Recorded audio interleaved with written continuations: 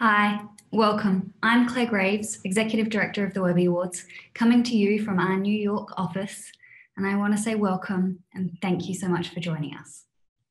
This year marks the 25th Annual Webby Awards, a huge year for us, and we're planning a celebration in a year of uncertainty all around the world. This year also sees rapid change in so many different areas as industries turn to technology and digital solutions to help them respond to this crisis. At the Webby Awards, we are fascinated by the way the world adapts and changes with the use of technology. So we've spent the last few months researching, documenting, and studying the impact of the pandemic on society and the internet. And with our partners at Slack, YouGov, and WP Engine, we've created a series called Overwrite Tomorrow, which focuses on how the global pandemic created an indispensable internet and ignited the urgency to build a better future. As part of the program, we conducted a YouGov survey of over 3,000 people all over the United States. And I thought it would be interesting to share a couple of the results that really stood out to us. Only 16% of respondents want the world to go back to the way it was before the pandemic. 56% of respondents agree that they've noticed flaws in society that they wouldn't have noticed without daily life drastically changing. And when asked specifically about education and schooling, only 20% of parents would choose for schooling to go back to the way it was pre-pandemic. And 60% would choose for some or all of things to change permanently. We think that people are ready for a better future, and to that end, today we're thrilled to discuss the impact of the pandemic on education and how we learn. And we'll be talking to two incredible leaders in this space. I'm going to talk to the CEO and co-founder of Teach for All first, Wendy Kopp. Then I'm going to hand over to our CEO, David Michelle Davies, who will talk with the founder and CEO of MasterClass, David Rogier. So to that end, I am so excited to welcome Wendy Kopp.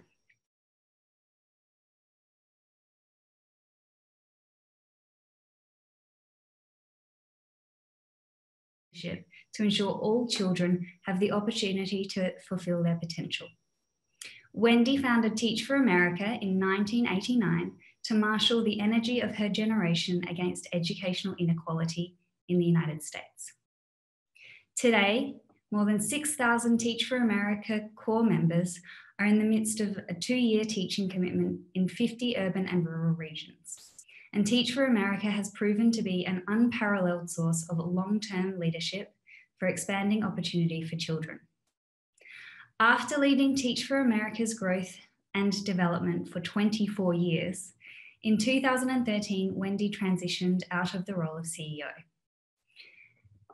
Wendy led the development for Teach for All to be responsive to the initiative of inspiring social entrepreneurs all around the world who are determined to adapt this approach in their own countries. Currently, the Teach for All network is comprised of partner organisations in 56 countries on 6 continents, including its founding partners, Teach for America and the UK's Teach First. Welcome, Wendy. Thank you so much for joining us. Thank you so much for having me. For very important reasons, education is one of the most focused on challenges of this pandemic. And the Webby Awards team has over a dozen children in New York and all over the country dealing with different schooling at the moment. So the challenges are something we speak about very often in this office.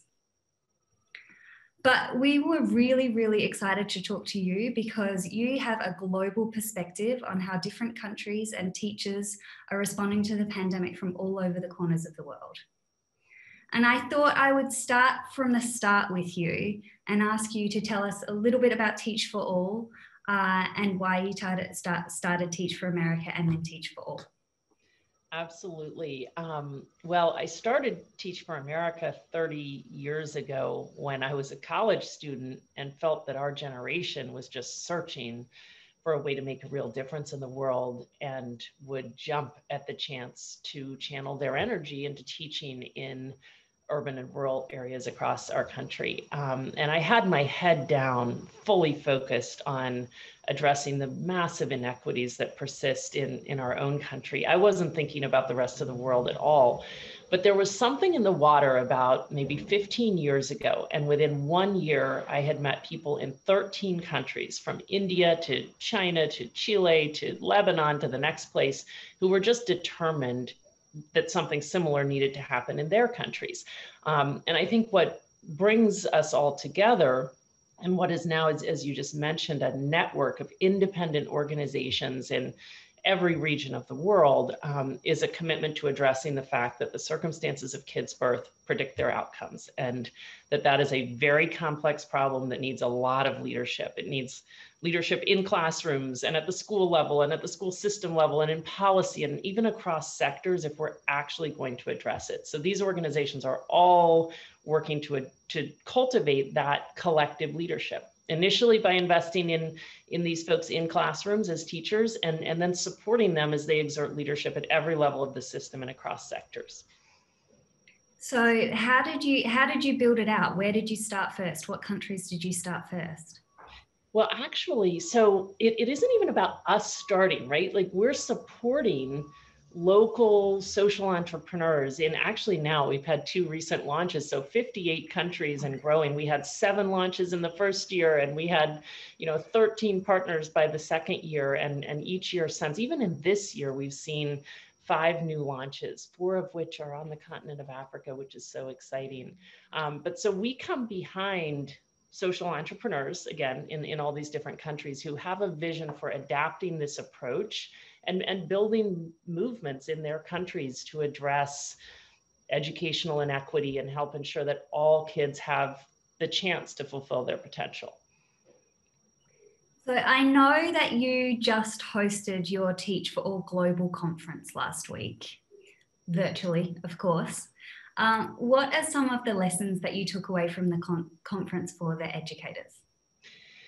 We had, first of all, we had 2,300 people from 113 countries, and we were just reflecting on what we were able to do virtually that we could never have done in person. We used to come together each year. We'd have 500 people come to different countries, but we had simultaneous translations into multiple languages. There was such connectivity and so much learning through more than 100 sessions. I came away from that space both really concerned on the one hand, kind of reinforced the deep concerns I think many of us have, and also feeling honestly that this is a moment that we must seize to jump into new possibilities. The concerns coming from the fact that, as we know, as you said, this situation has really not only revealed the inequities that we've been addressing to the world, but it's also exacerbating them massively. And so for many students around the world right now,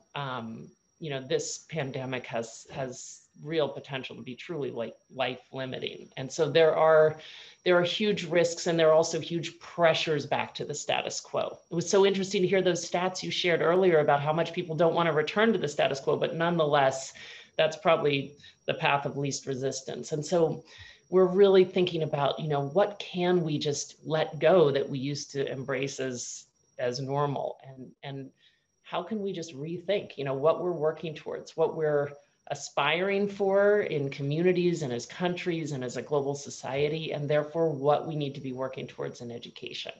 And how do we come together, in a much more diverse coalition of people from across many sectors to work together towards those aspirations? So it does just feel, I came away thinking there are so many possibilities and feeling such a sense of responsibility to make sure that we maximize this moment to take advantage of those possibilities. I think that is one of the things that has really stood out to us over the last few months, is that actually the way that people are starting to use technology is making events and participation in community much more accessible. And you would usually have 500 people at the conference, and you've had so many more at last week's conference. Mm-hmm. I imagine that accessibility is one of the things that you spoke about a lot during the conference as well, and allowing the children to be able to access.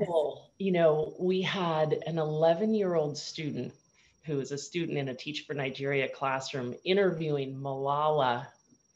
This does not happen when you have to have an in-person conference, right? We couldn't have gotten this, either of them probably, to wherever we were going to be.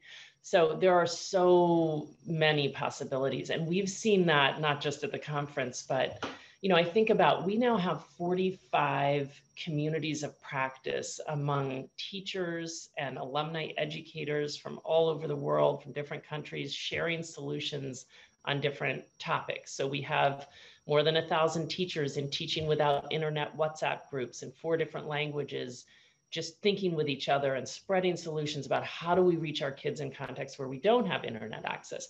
We have a whole community of education policymakers, people who've taught through these organizations and now they're working in their ministries of education and are thinking together across borders. How do we ensure the safety of adults while also prioritizing the welfare of kids? And we're making different decisions because we're learning from each other across borders. So that is something, and we were doing that before. We kind of built our network on Zoom, but the demand for cross-border learning and the availability, to engage in it the time to engage in it has gone so far up. So we never want to let that go. Yeah, it's fascinating. You spoke a little bit about economic and social inequalities and the impact of COVID-19, which of course has exacerbated a lot of those inequalities and disadvantages for lots of communities. What are some of the challenges your teachers have faced while helping students this year? They're so significant, as you can imagine. I mean, I think the kids in the most marginalized contexts are least likely to have safe spaces, to have access even to adequate nutrition, or in some contexts, clean water. Many of them have been sent to work. Their parents lost jobs and now they need to help support their families. So there are just, first of all, before we even get to the questions of keeping kids learning, there are so many questions about kids' welfare. And at the same time, think about all the predictions about early marriages. Just stunning levels of predictions about how many early marriages we'll now have because of this situation that we wouldn't have had before. So many issues. And then to keep kids learning, 60% of the kids in Africa don't have any access to technology. 40% of the people in the world don't. So my kids are learning on Zoom and everything's cool, but for most kids in the world, it's just not the case. And so many of our teachers are having to innovate in really big ways to be able to reach their kids, ensure their socio-emotional learning, and ensure their academic learning progress as well. So tell us a little bit about that. How are educators reaching children without connectivity? I have never been so inspired by the teachers in different parts of the world, I have to say. I just heard from a teacher named Emmanuel in Uganda, who is in a community. He was teaching 120 kids in a community where not one family has a phone and there's no electricity. And so when schools shut down, he decided to stay in this community. And he reached out to the community leaders, and they made an announcement on the community radio saying any parent, any family who will send their kids to his home to pick up learning packs. They don't have printers. So he figured out how to access workbooks, and he created individualized materials for these kids. And if they came and picked them up and either brought them back every day, or he would go sit under trees, as he said, next to their homes and give them personalized feedback. And this teacher literally said, here's the progress we've made in this era, and posted, we've made progress in phonics, understanding. We've made progress in like keeping kids' aspirations alive. Their handwriting's gotten better. Like, he is literally keeping a community's kids learning without any technology. But then we've also seen, so families that have access to even one phone. So there's a teacher named Rabia Chaudhry in Pakistan who was teaching 150 girls, 4th and 5th grade girls. And the kids don't have internet exactly, but they can have access to one phone with data. Most of her kids have access to that. So she created a WhatsApp school where she now each day sends videos. She's been saying, like, literally the kids are learning more than they were before. She said, we'll never lose the WhatsApp school because it's enabled a different level of differentiation. The kids can watch the videos multiple times. They can ask her questions. She said, it's so hard with 150 kids, 50 kids in a class, but now we've built culture on WhatsApp. There's a different level of parent engagement. So we're definitely seeing new innovations that even once we do come back, even in low tech environments, we'll want to continue. So interesting how people use technology in different ways to keep working and keep reaching their students, isn't it? What is there countries that you see that are really ahead of the game using technology to facilitate learning? I would say, I guess what we've seen is that what's important is to use the technology that is actually accessible and in use in a given place. So if people have access to phones and easy access to Messenger or WhatsApp, then it makes a lot of sense to use that. If they have a higher bandwidth, possibilities, then great, you can use Zoom and you can use, the next thing.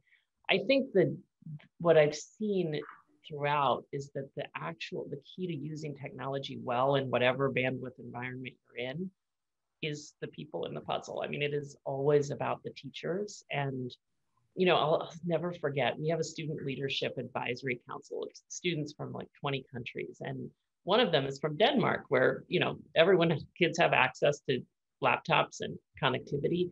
And she said, a quarter of the kids show up every day and engage, and a quarter of them never have appeared. And in the middle, it's very sporadic. And she said, what we've seen in this era is that some teachers are there to teach content and some teachers are there to teach kids. And unless you have a teacher who has the relationships with the kids to pull them in, to build a sense of community, to enable them to actually connect with each other rather than, she said, the motivation is so challenging. And that was the resounding message from these students was, it's all about the teachers and whether, the extent to which they have relationships with the kids and the wherewithal to build community among them. There's also, we've been reading a few studies that show that moving to remote learning has been beneficial for some students. Should it be an option that kids continue that going forward as an opt-in? I feel very torn about this question because, it's honestly been probably a good thing for at least one of my 4 kids and maybe more than one. But I worry so much about whether we're ready to move to a remote or even partial remote situation in a way that's equitable. When I think about what my kids have access to in terms of like the space, the connectivity, the devices, and even the mental health care and many things that many families wouldn't have access to, and that our schools right now serve as a way to ensure kids do have safe spaces, that they do have their different needs attended to, irrespective of the resources and all that a family might have access to. So I think there's a lot more to also learn about what are the actual impacts on kids of learning remotely. You know, I think there's just a lot to consider and a lot to learn before we jump to that. Have we learned anything yet about the impact of learning remotely on kids? I don't know. I'm not the most steeped in that. And I'm sure that there are people who really are just deeply steeped in it. I will say, I think we've learned a lot about the power of technology as a learning tool. You know, so much of the discussion before 6 months ago was around like, we've learned that technology is a good teacher tool, but we're not so sure that it's good for student facing engagements. And I actually think that this situation just got us all over our inertia. And there's been, I mean, more experimentation around this than in the many years prior. And I know many people who would say, as Rabia did, we will never go back. Because here's the thing, like many of us have been working to change the role of a teacher, you know, to make learning student-centered so that the teacher becomes a facilitator of learning rather than the kind of sage on the stage who's like, you know, the one to tell, you know, do the direct instruction thing. And what we've seen is that this era has, it's really flipped the role of the teacher necessarily. You know, you don't have as much time with your kids. Even if you have them in a Zoom class, you've got to send them the work and then spend your time actually connecting with the kids and making sure that they understand it. So I think it's had a very positive effect, you know, where kids have had connectivity and devices and the teachers have had the kind of professional development that's necessary. I think we've seen the possible positive effects.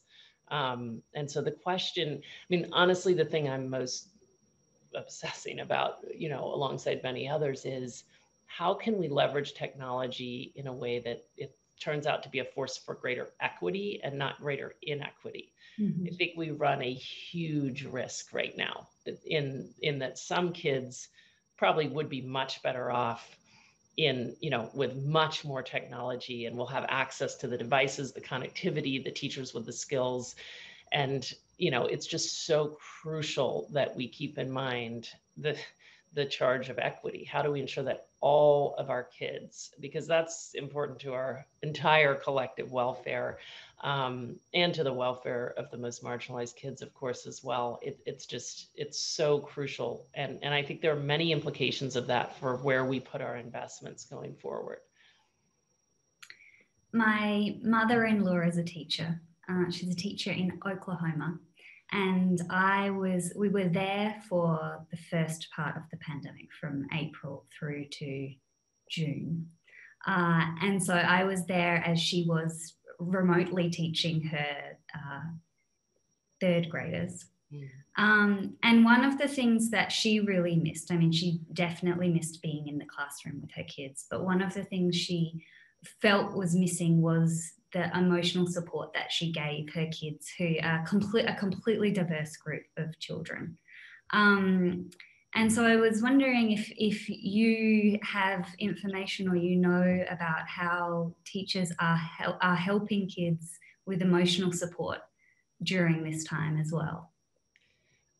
I think that has been such a very significant focus and point of discussion and action across our whole network. Our teachers realize the same thing for sure. And we've had many forums and workshops and sessions about how in this era we can meet the emotional and mental health needs of our students. Teachers have set up whole classes, in some cases with both parents and students, actually, taking folks through a curriculum that helps them process what they're experiencing, and access kind of tools to help them work through the anxiety and whatnot. Others have set up phone systems where they're constantly calling each other. Students themselves, we've seen initiate, whole programs to ensure that their peers are making it through this era. So I think as you say, we need to attend to it and be very intentional about ensuring that part of what we're doing with kids right now is supporting them through this. There's so many challenges, isn't there? And one of the amazing one of the, I think, the amazing and important things that have come out of this time is the understanding of how hard it is to be a teacher, the amount of different types of work they do teaching children, and how important their role is in society. We have only a few more minutes because I know you have to run, but I was hoping that we could take some questions from the audience. So I'm going to quickly jump on and see if Angela has any for us. Okay, for Wendy. Has there been one oh wow idea or innovation that your network has encouraged from around the world? I don't know that there has been, it would be very hard to point to just one, you know. I think, in fact, that there have been so many, you know, and they're so contextual, you know, like I think about this group of alumni in the UK, obviously a much higher bandwidth environment than many of them in which we operate, but you know, they mobilized themselves and created essentially a video library of 10,000 lessons so that any student and any teacher can access a lesson for any grade level on any of the subjects in their curriculum. And they're very dynamic, very well presented. You know, last school year, they had 20 million views of these lessons. So like you think about how much teacher time they saved, not to say, okay, you know, because now the teacher can spend their time on the emotional support. They can spend their time on the phone with the parents, on the phone with the kids, making sure that they're, you know, moving through the curriculum, that they're getting the support they need. So that's one of, you know, so many. And it's what has led us to focus ourselves on creating the platform to enable learning and sharing across borders, because we have seen, you know, as an example of the power of this, you know, the Teach for Nigeria teachers, when they heard their schools would be shut down, went to the government and said, can we take over the radio station? It's the only way we'll be able to reach our kids. And that went out across our network, and a whole bunch of teachers in Latin America saw it. In Chile specifically, 50 people came together around a huge effort to, you know, reach kids in the most, you know, dispersed schools, which is now on 214 radio stations in Chile. And people say they'll never lose the radio station. It's the first time they've had this kind of ability to communicate with families and students in very remote areas. And now we have a whole community of practice among teachers who are using radio to communicate with kids and families from all over the world. And it's not about, because you can imagine there are ways to do that well and ways to do it less well. And so now they're all just obsessing with each other and sharing strategies about how do we actually go from good to great? How do we reach kids with really engaging instruction and make sure that they're really understanding it?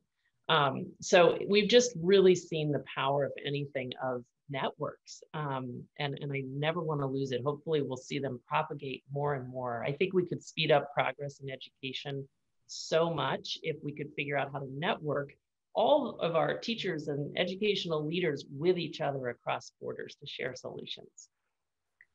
It's so powerful. And also the ability for people to be able to have a global understanding of what's going on and learn from each other is just amazing. But one more question for you, and then I'll let you go. What are the most important things you have learned, implemented, or embraced over the last 8 months that will become part of Teach for All moving forward? One of the most important is certainly, I mean, again, we were already on the journey. You know, we were working to build a deeply interconnected global community of people learning from each other across borders. But we were also doing a lot of in-person, you know, conferences and a lot of travel. And I think we will come out of this really deeply reflecting on where that in-person presence is important and where we can maybe even accomplish more in a more inclusive way through virtual means. So I don't think we're ready to say where exactly we'll come out of this, but that's one thing I would say. And another is, I do think we have slowed down a bit, and I think it's led to a still greater intentionality about where we put our energy. And I so hope we can hold on to some of that. I completely agree with you. That's something that we've been talking about here at the Webby Awards a lot as well. Well, I want to say thank you so much. I'm so grateful for your time this morning and everything that you're doing. Hopefully we can bring you back a year from now and see what other changes you've embraced and what else is changing around the world. Thank you so much. Thanks for having me.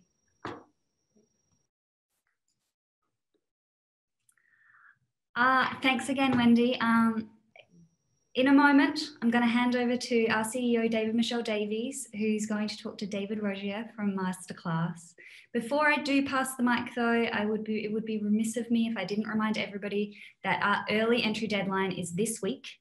It's coming up on Friday. At the end of the day on Friday is the last chance for people to take advantage of early entry pricing. If you do want to enter the Webby Awards, you can learn more about all of our categories and all of the submission details at webbyawards.com. On that note, thank you, and over to you, David Michelle. Thank you, Claire. What a great discussion. So I know that was thinking about how kids are learning is on the minds of so many millions of not only Americans, but people around the world. I think that was super fascinating. Thank you for leading that. I'm very excited. Turning, I guess, a bit more towards adult education, though I have a feeling David's going to tell me that there's lots of kids who are learning through MasterClass as well. But our next guest is David Rogier. He's the founder and CEO of MasterClass, which is a streaming platform where anyone can learn from the best. Growing up, David loved learning, but often struggled in school. And he was determined to reinvent the traditional model and provide lifelong learning opportunities for everyone. That's why he created MasterClass in 2015. MasterClass has since transformed the lifelong learning category, providing intimate access to 90+ of the world's best practitioners with classes on a wide range of subjects. I can attest to that as a MasterClass subscriber. MasterClass has grown into one of the fastest and largest online learning platforms in the world. David, welcome. Thank you. I am excited to be here. I think you guys have done such a great job, I think, telling the world what MasterClass is. I'm not going to ask you what is MasterClass, and hopefully I explained it. And if people don't know, I think it'll become clearer as we move on. I want to kind of jump right to March, because from the outside, it kind of seems to me that in a way, MasterClass was kind of like almost designed for the pandemic, and not that anyone would ever hope or think there was a pandemic coming and design a company around it, but just that, suddenly there was all these people who were, out in the world, were now at home and didn't have a lot to do and were interested in using that extra time maybe that they had in their lives suddenly to learn new things. And there was MasterClass, not like an idea, but a fully formed, incredible platform waiting to teach them. Is that what happened, or what was that like? Yeah, I mean, we didn't plan on a pandemic, right? And that was not in our, pitches at any point in time. I think, in fact, in some of our pitches, people wondered if things do not go well with the stock market, are you guys going to have an impact on demand? Is it going to impact your own demand? But I think the hypotheses that allowed us to excel in the pandemic and in March were things that we held true for the past 5 years. Excuse me. And I think what the pandemic did was just put gas on those trends. The idea that, it's not just I want to be able to learn from my screen or to be able to learn from home, but this idea that, I think the lines have blurred between where and how you learn. I think we used to think that there was a time and a place for you to learn. That was in school. And as soon as you come home, all the learning stops. And, now we see that you learn, in your living room on your big screen, right? The same that you do on your laptop. This idea that, hey, if I'm home and I don't have to go to a physical place, I kind of want to learn from the best person in the world. Why do I care that the person I'm going to learn math from is in my zip code? I'd rather just figure out who the best in the world is. So all of these are trends that I think we believed in beforehand. And it just put fuel on the fire on those trends. Yeah, and I mean, again, I said at the top there that you have a really diverse set of classes. Both my young kids love the Tony Hawk. Oh, awesome! Class. Awesome! Avid skateboarders, and I'm as boring and obvious as any other guy who lives in Brooklyn and loves all the cooking stuff. But give me a sense, just sort of like what were the most popular classes, and has that changed at all with I would imagine a huge influx of people, even more so than before, taking them? Yeah, it's been really interesting to watch and look at what people want to learn most in the pandemic. And there's some obvious ones. So we launched a class with Ron Finley on gardening on your balcony in your backyard. That has done great, right? That one, it's an amazing class. If somebody hasn't taken that class, it has made me have a brand new hobby. But there's ones that were surprising to us. We have a class from Chris Voss, who's the former lead FBI hostage negotiator. And his class has been out for about a year. And we saw a big surge, not in the entire class, in his lessons on tactical empathy. Huh. And we dove into that, being like, why is that surging? And we talked to people and they're like, well, I'm home. I got a wife and kids, or a husband and kids. I need to figure out how I get more of the big screen time. And so it's just been really interesting to see. I think it's become more applied in what we want, but there's also things. We have an econ class with Paul Krugman, who we've also seen a surge as all the uncertainty in the markets, I think, has caused people to also want to learn more about understand what's happening. Yeah. What do you think, like, what are the qualities that make somebody really good, other than being like the Paul Krugman of economics or the Tony Hawk of skateboarding? That's, expertise is playing there, but what are the qualities that make somebody really good at teaching remotely? I don't know if that's the right way of describing it, but. Yeah. I think number one, you have to rethink the form factor. You can't take how and what you taught in a physical classroom or on a conferences and just say, I'm now going to film that. That is a recipe for being very hard to follow, to understand, to be engaged with. So I think you have to think of the form factor and change how you do it. I think the folks, the best online folks, I think understand that because you're not stuck in a chair, right? Or stuck in the chair inside a room that you can't leave, or it'll be awkward if you walk out, or you're gonna get in trouble to walk out, or you have to raise your hand to be able to walk out. Online, there's so many distractions and easy things that you get, you switch to. So you have to be very compelling. And I think this was one of our big hypotheses that this is a myth that education's on one side and entertainment's on the other. And I never understood that. Why can't education also be entertaining? And in fact, if you think back of the classes you've taken in your life or the times you've learned the most of the time, it's actually wrapped around a great story, because that allows us to stick in our mental into our brain, into how we think about things, to apply other things. So I think that being able to entertain and educate is actually one of the most important things in being good at teaching online. So being a good storyteller. Yeah. I mean, I know that the Alice Waters class, for instance, I know she talks a lot of, it's like every recipe, there's like a story of her trip to the market and the first time she had it and what it meant to her daughter. And like, it definitely worked. Yeah. And I don't know if you felt this way. For me in that class, that made it come alive a lot more. And I understood why she cared as much.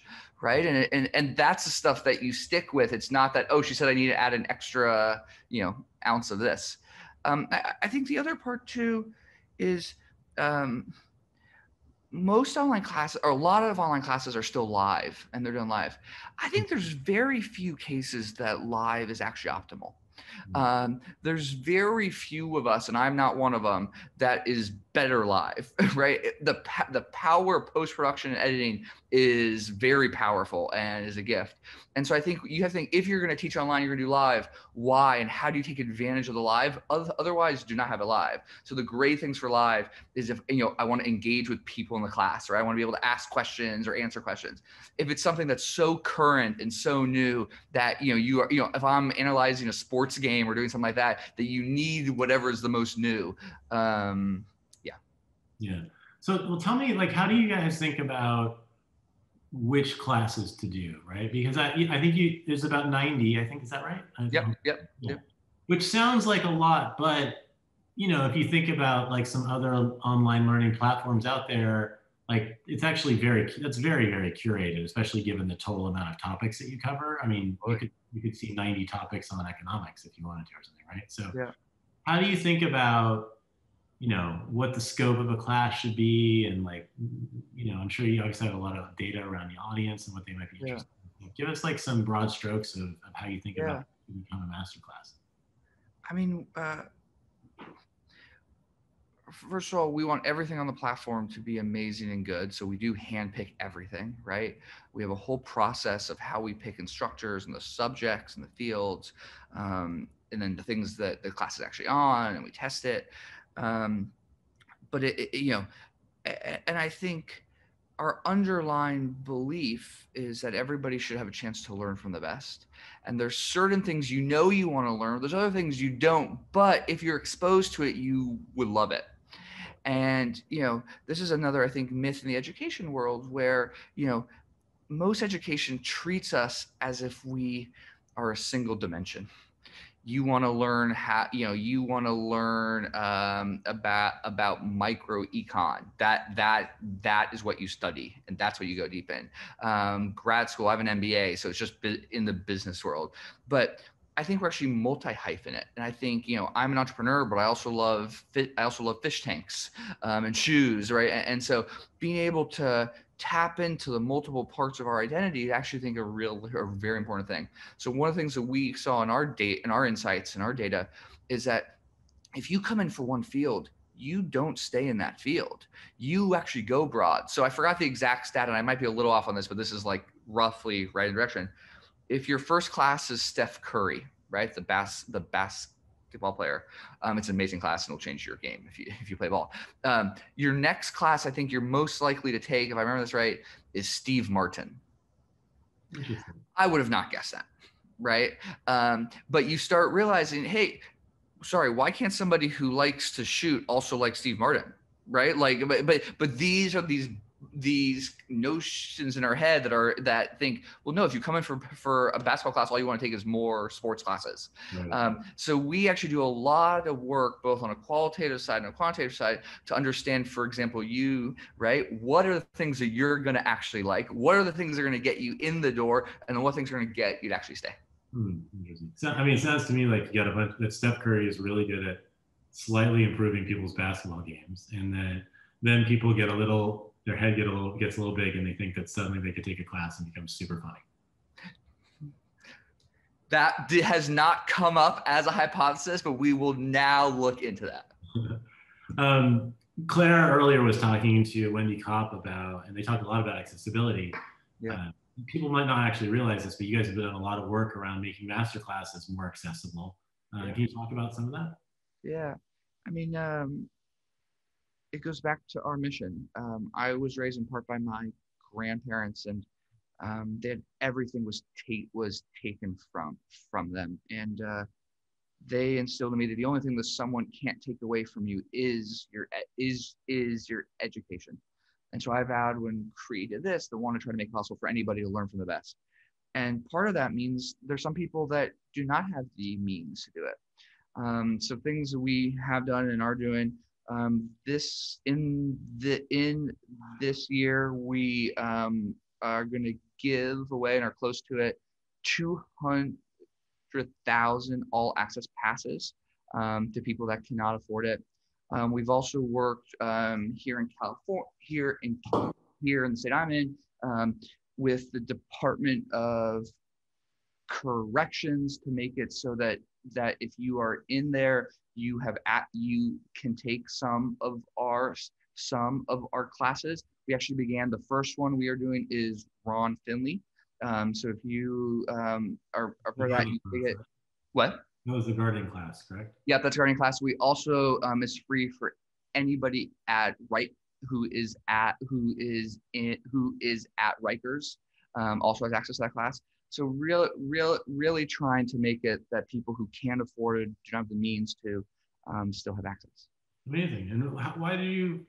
I mean, why not? But why did you focus on prisons? Yeah, it's a group of people that right now are struggling immensely. In the pandemic, they cannot have visitors. Almost all in-person classes have been shut down, and they can't go out of their cell often. So they're literally trapped in their cell almost all the time. And there's lots of people in there that want to learn and should have the ability to learn. And so that was something that was important to us. It was also important to Ron. We've also worked with schools, to get in schools in parts of the world where they cannot afford it. Yeah, it's a really core part to why I started this. I know you believe in general the concept of upskilling and continuing to learn. Yeah. As a goal. Yeah. Can you talk about that and I have lots of thoughts here. How important you think that is for people, and what people should be how people should be approaching learning throughout their careers and that kind of thing. We have this myth, I think, especially in America, where like education stops at college. That's crazy. Now, that might have worked in the past, because if I look at my parents' generation, what they learned in school would last them for most of their career in life. And maybe every year they would take a class in something to, increase a little bit, to improve or something. I think the rate of change has increased so much that's no longer the case. The things you learn in school are not going to last you for your entire career, number one. Number two is the rate of change is actually increasing. So not only is it not going to last you, it's going to last you for less and less. So as a result, you can't just say, I'm done learning or I'm done with education. And in part, what I want to be is I want us to be the school for that next part of your life. And I break it down into chunks a little bit. I think for the first 10 years of your career, your job is to figure out what greatness is. And what I mean by that is you need to work in a bunch of different places for a bunch of different people and start getting a sense of what does a great CFO look like? What does a great boss look like? How do they act? How do they treat you? How do they perform? And understanding what greatness looks like, allows you to then decide what you want to go do, because you're going to understand different professions. Two is you understand what type of people you need to be with and to work with. And then lastly, it allows you, it really sets your bar higher, which allows you to figure out where you have to go and who and what, when you have to hire somebody or work with somebody, what are they going to look like? So that's, I think, really the first 10 years of your career. But I think after that, the trick is doing breadth and depth. I think there's certain things like almost every day you could think of, I'm going to spend 15 minutes to go deep in an area I'm already deep in so I get better. And I'm going to spend that same amount of time every day to go broad into something I don't know about. And all the research and all the work shows that those broad connections or those unintentional connections or those weak ties, whatever you want to call them, actually help you become great. Yeah, so interesting.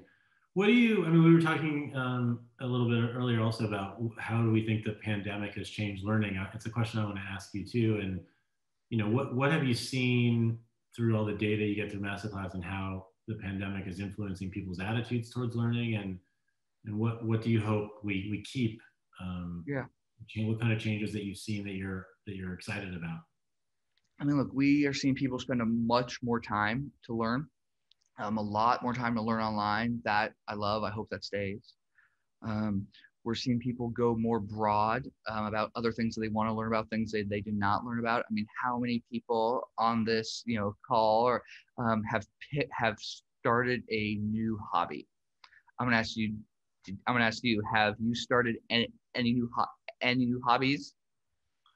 I'd say yes. I mean, I'd say I added to like I broadened my like cooking world. All right.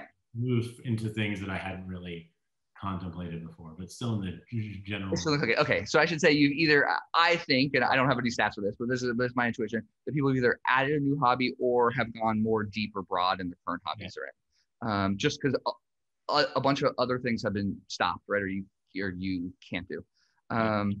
I think the other thing is, and this is less for us, and this is more in the K-12 space. For the first time in a long time, parents are literally back in the classroom. Parents have been engaged for a long time, but they can be in the living room with their kid as they're on Zoom with their school teacher. That's a level of transparency that hasn't existed for most people for a long time. And that's going to breed two different emotions. One is, wow, this is amazing. This is great. I love this. Two, it'll be like, I do not like this. There's a lot of room for me to improve this. And I think that is a stimulus for new ideas, for new entrepreneurship. The best way to start entrepreneurship is to have a complaint or an issue or an issue that you have that you now want to go solve, right? So I think it's going to be a burst to brand new ideas in the ed tech space. Fascinating. This is from Edgar in Iowa. A question for you. You obviously have a lot of fascinating classes. What are you still pining for? What's the dream class and who's the teacher? I'm going to give you a pass on the teacher one because you probably can't really say that. But if you want to, great, bonus points. Wait. So sorry, you're saying what? Sorry, I can't say what? I'm saying what's the dream class and the dream teacher? I was saying I'll give you a pass on the teacher because that's probably like something but it's bonus points if you don't mind. Yeah, no, I'll say it. Michelle and Barack Obama, anything they want to teach, I'm game for that. Steven Spielberg, I'd really like. I think storytelling would be really great. Elon Musk and entrepreneurship, also on anything he wants, talk about. Who else? Those I think are probably my top ones. Yeah. Awesome. Well, Elon Musk on how to make electric cars, so we can all become electric cars. Or on the rocket ships. I actually think he's underrated how good he is as a marketer. Yeah. Oh yeah, that is incredible. I think he's really brilliant at that. For sure. Well, David Rogier, I really appreciate you joining us. Congratulations on all the success of MasterClass. For all the subscribers out there, also want to thank you. Thanks so much. Yeah, of course. Thank you. I also want to thank both of our guests, our other guests, in addition to David, CEO of MasterClass, Wendy Kopp, who is from Teach for All and joined us, and my colleague and executive director, Claire Graves. Thank you as well. And thanks to Slack and YouGov and WP Engine, our sponsors. Thank them for their support of this program. Our next event is coming up on November 10th. We will invite you to join us for Overwrite, How We Stay Healthy. We'll be speaking with Andy Slavitt, former administrator in the Obama administration, and Naj Austin, founder and CEO of Somewhere Good and Ethels Club. They'll join us to consider what we've learned during 2020 and how it will shape the future of health and well-being. As Claire did, I'll remind you that our early deadline for the Webby Awards is this Friday. If you have stuff you're really excited about that you made, we encourage you to enter it. You can do so at webbyawards.com. You can also RSVP for our event on November 10th at webbyawards.com as well. Thank you all, and thank you here for joining us. Be well.